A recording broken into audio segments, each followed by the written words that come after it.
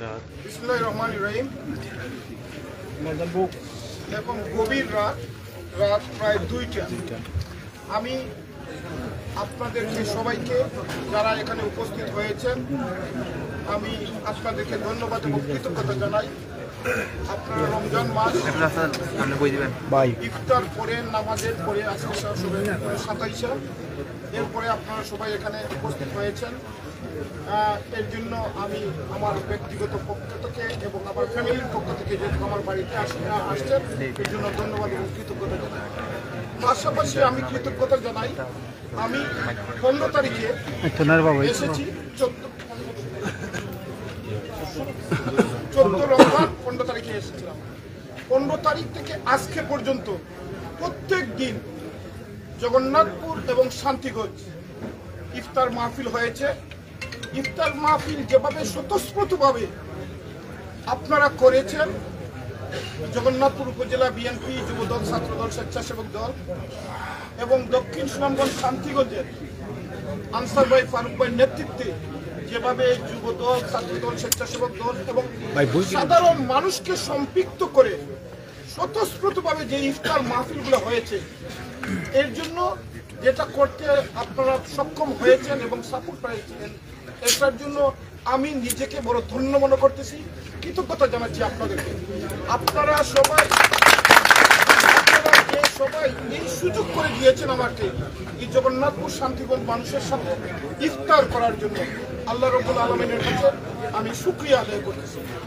আমার জানা মতো এখানে আমাদের নেতা, কেন্দ্রীয় নেতা, বিএনপি কেন্দ্রীয় নির্বাহী কমিটির বিভাগীয় সাংগঠনিক সম্পাদক জননেতা কলিমুদ্দিন মিলন, সাবেক সাধারণ সম্পাদক সুনামগঞ্জ জেলা বিএনপি নুরুল ইসলাম নুরু এবং আবু রেসাদ মাস্টার সহ আমাদের সাবেক এমপি নবীগঞ্জ বাহুবলের শেখ সুজাত, রাহিমপুরের সাবেক চেয়ারম্যান আনিস ভাই সহ যারা অনেকেই এখানে এসে আমার ফারুক ভাই, আনসার ভাই বলছি,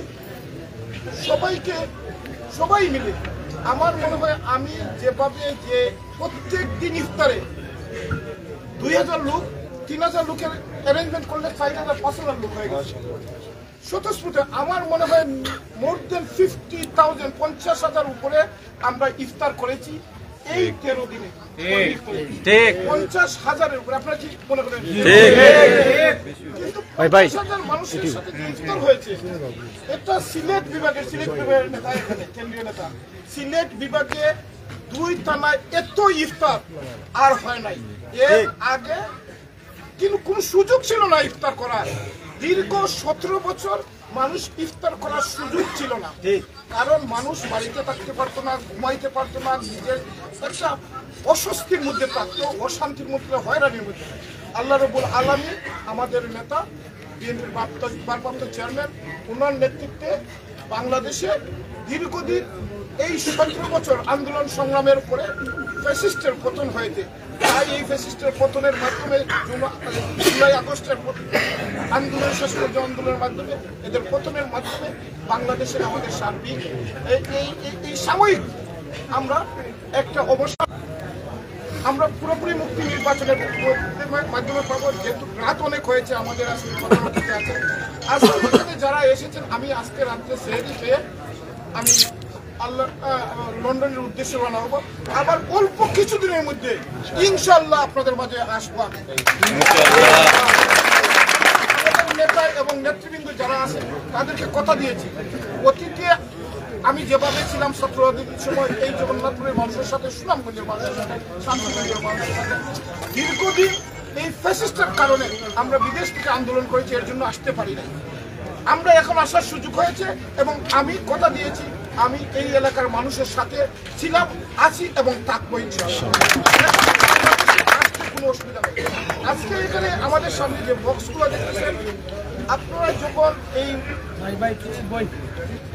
আওয়ামী লীগ মামলাবাজ সরকার যখন আন্দোলনের সংগ্রামের সময় আমাদের বিএনপির নেতৃবৃন্দকে নির্যাতন করেছে, হত্যা করেছে, গুম করেছে, যারাদেরকে কারান্তরীণ করে রেখেছিল, তাদেরকে আমাদের নেতা, আগামী রাষ্ট্রনায়ক দেশনায়ক তারেক রহমানের পক্ষ থেকে তাদেরকে কিন্তু যখন তারা, আপনারা হয়তো অনেকেই জানেন, তাদের ফ্যামিলিতে একটি ওনার পক্ষ থেকে উপহার সামগ্রী গিয়েছিল, একটা আমাদের নেতা বিএনপির ভারপ্রাপ্ত চেয়ারম্যানের পক্ষ থেকে, এবং জেলে ও তাদেরকে একটা পিসি দেওয়া হয়েছিল প্রত্যেকেই যারা জগন্নাথপুর শান্তিগঞ্জে।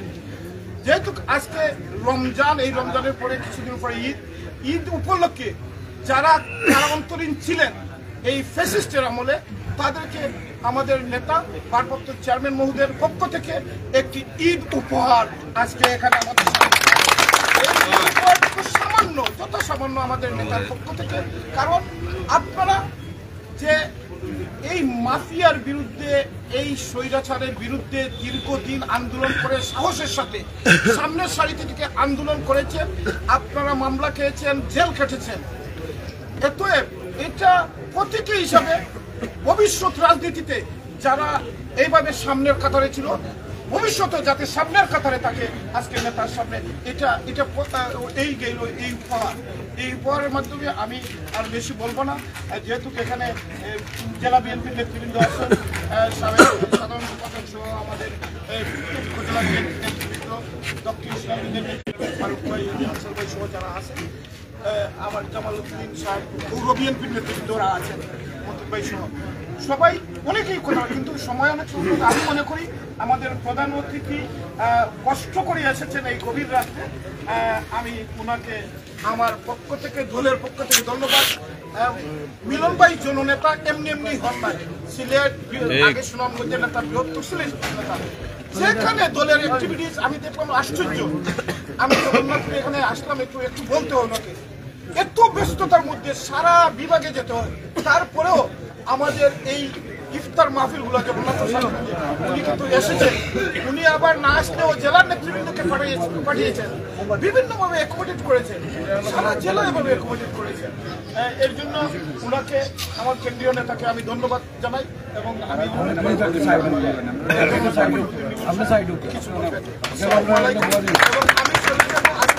আপনারা সেহেরি করে সবাই যাবেন,